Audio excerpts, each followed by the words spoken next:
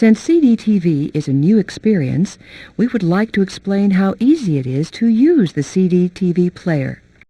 First, let's talk about playing discs. You probably noticed that your welcome disc was shipped inside a special plastic box called a caddy. The caddy helps to protect the CDTV discs and to ensure that they fit correctly inside the player. Never put a CDTV disc or CD audio disc into the player unless it is in a caddy. You could damage your CDTV player. Not all CDTV discs will come with their own caddy. Anytime you wish to use a new CDTV disc or CD audio disc, you must put the disc into a caddy box. To place the disc into the caddy, squeeze the caddy corners with one hand and gently lift the cover. Place the disc in the caddy with the label facing up. You can then put the caddy into the player. Most discs will begin to run automatically after a few moments.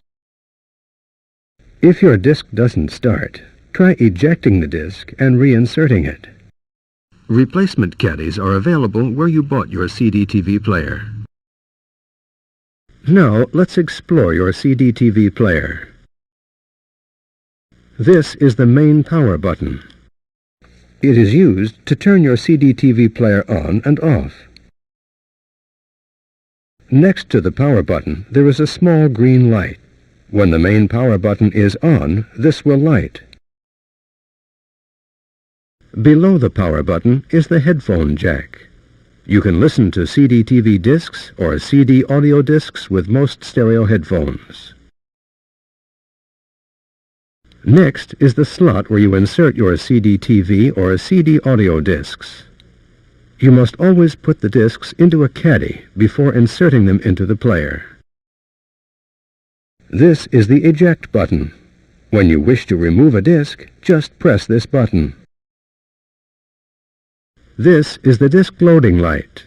As information is flowing off a disc, this light flashes yellow, on and off. Here is the display panel. It shows you time, track, and volume levels. This is the remote control sensor. Infrared signals from the remote control are received here. Here is where the track, volume, and clock numbers appear. Setting the clock is easy and will be covered in the next section of the tutorial. Below the display panel is a small, removable panel. Inside is the slot where you can insert a personal memory card. Personal memory cards are used by some applications to store valuable information, such as names and addresses or game scores. To insert a personal memory card, just push it into the slot with the label side facing up. To remove a personal memory card after use, simply push the eject button next to the personal memory card slot.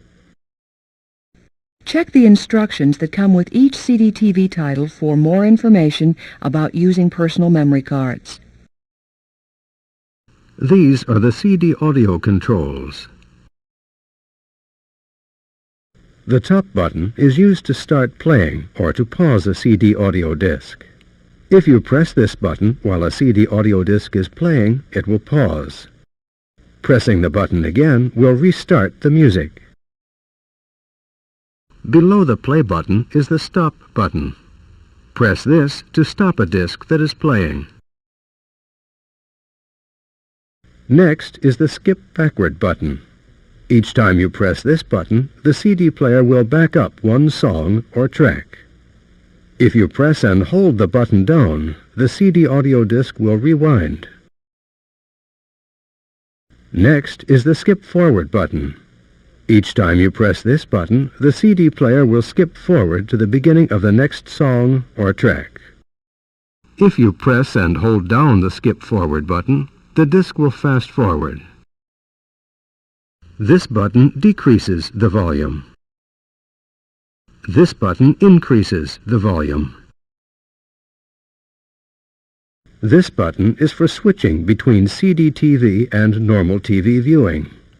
This button only works if you have your CDTV connected through the RF converter. Finally, this is the Reset button.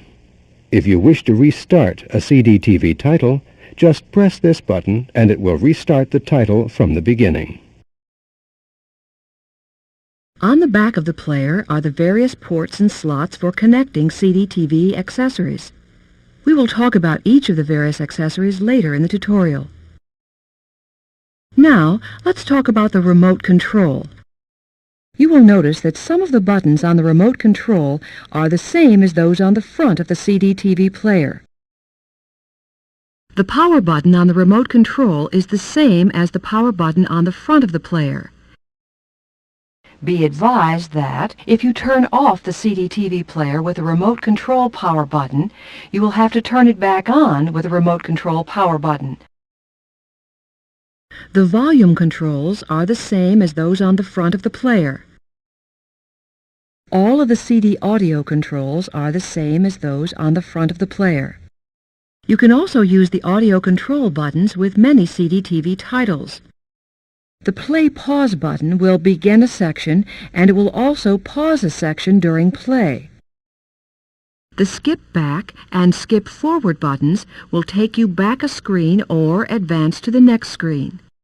The stop button... Let me guess, it stops things. Right.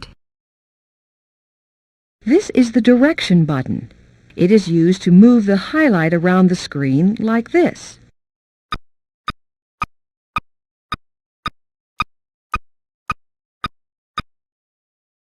It can also be used to move a pointer around the screen like this.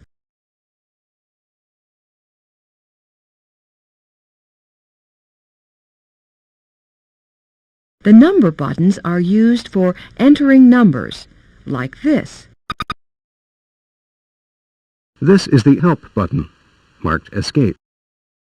This button will usually present you with additional options, such as help screens or menus, depending on the particular title. This is the Enter button. It is normally used to signal that you are finished with a particular action, such as entering numbers. This button is the Genlock button. A Genlock lets you mix video signals with pictures or words from the CDTV player. Like putting titles on my home videos? Right.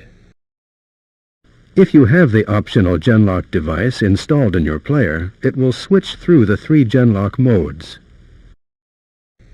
Check the instructions that come with your Genlock for more information about the Genlock button. The CDTV or TV button is the same as the one on the player.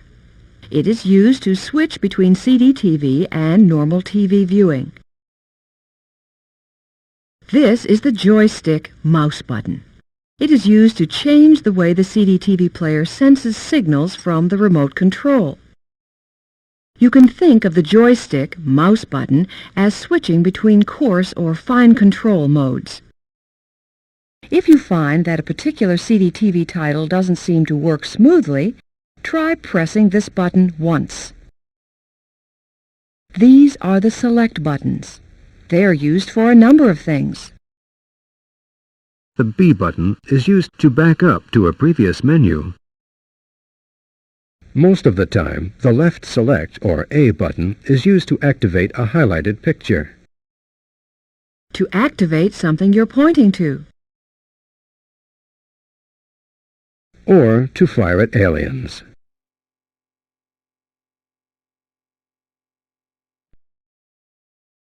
Most of the time, the left select or A button is used to activate a highlighted picture. The B button is used to back up to a previous menu. Check the instructions for each CDTV title to see how to use the select buttons.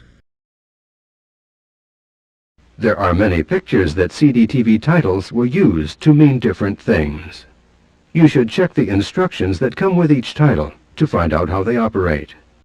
This is the end of the first tutorial section. Now it is your turn to run the CDTV player.